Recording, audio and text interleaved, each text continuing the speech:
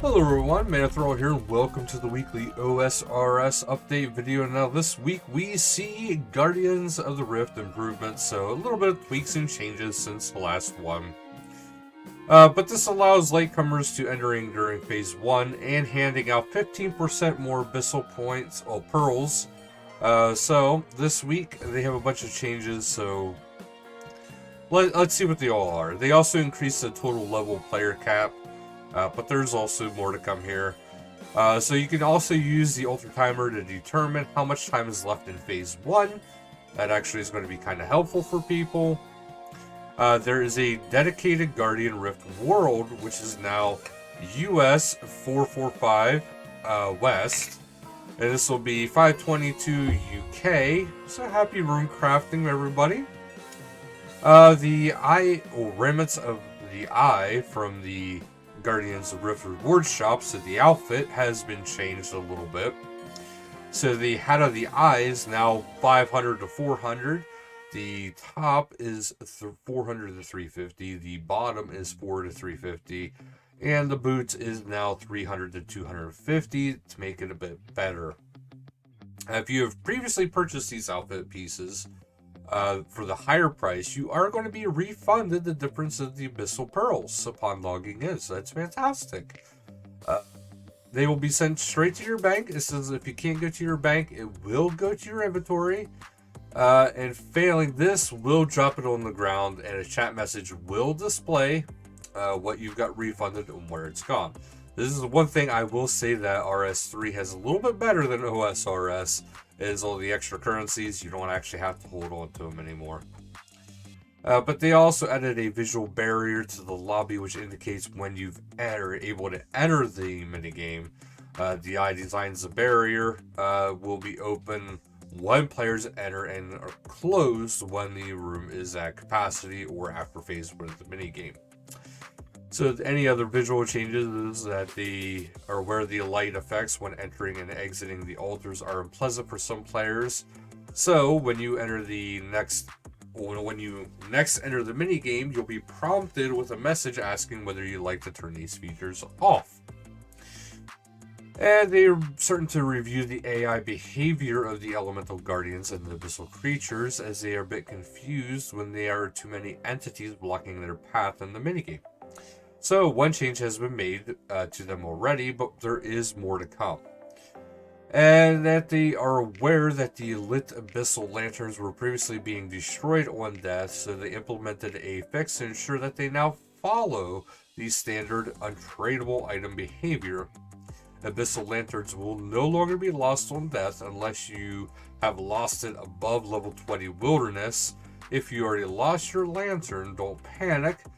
They've done some digging and restored lost abyssal lanterns to your bank, so win-win. And the further changes are items in the Guardians of the Rift minigame can now be dropped and destroyed instantly instead of requiring a destroy option.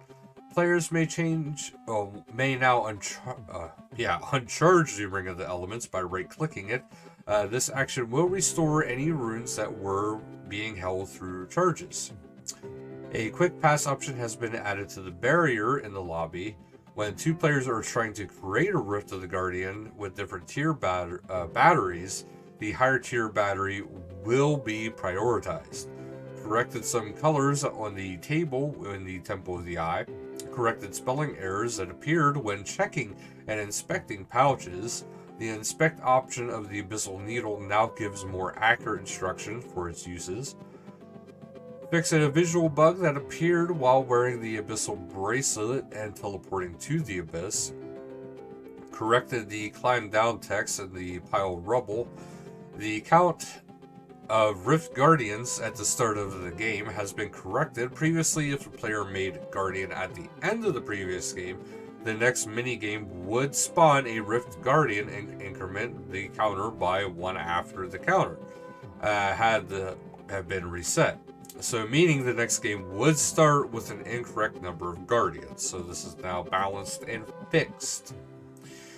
So there is going to be future feedback changes, and some of those are incentivizing players to make the Rune Guardians as shield barriers at the start of the game. players have told us that the playing defensive doesn't currently feel rewarding enough, so that's going to be better. Reviewing the display of the shield barrier health bars as they might be too large. They're also reviewing the inspect option of the shield barriers, which some players have said that is frustrating to use. They're monitoring the difficulty of the minigame and group size smaller than 10 players. They're also reviewed solo gameplay and determine how difficult they want this to be. The HUD is going to be making the HUD visible in the lobby to allow players to see the Great Guardian's powers without constantly inspecting the barrier, extending the winning phase to allow players to use the Guardian stones they received without missing out on points, and adding Guardians of the Rift to the high scores. So there's a whole bunch of stuff they do want to add, so do keep that in mind. Other changes, so they've been following how players have begun engaging with Next since their initial release. They increased the drop rate of the uniques in anticipation of much faster kill times than they had balanced around in testing. So now that the dust has settled and the meta has been established, they're going to be reverting her unique drops back to the original rate of 1 in 43 instead of 1 in 53 to better reflect the kills per hour they intended during the initial testing. So in retrospect, Nex has created an unreasonably long grind for the items that exist within her drop table for many players. So they're going to make it a little bit better, a little bit more lucrative, essentially. There are several changes this week, which are that the ensouled heads can now drop in instance areas, extended loot keys, the spawn time to 2 minutes for consistency with other drops. Corrected the visual issue with the stale baguettes positioning when held by male characters, so check that out. Game Jam is coming up, so if you don't remember Game Jam, this is a huge time for RS. This is when a lot of the mods take out passion projects, and we see a ton of cool stuff coming into the game. Merch update, Steam Forged Games. So there's going to be a RuneScape board game coming 2022. I don't know about you guys, but I'm very excited for it. I'm probably going to be getting it myself. And then lastly, we do have the PvP Roto, which is moving to Period A, 539 US PvP, 548 Germany high-risk PvP, 577 US free-to-play PvP, and 559 UK LMS competitive. And the World 390 AUS for LMS competitive has been activated for this Rota. So thank you guys so much for watching, and until next time, later guys.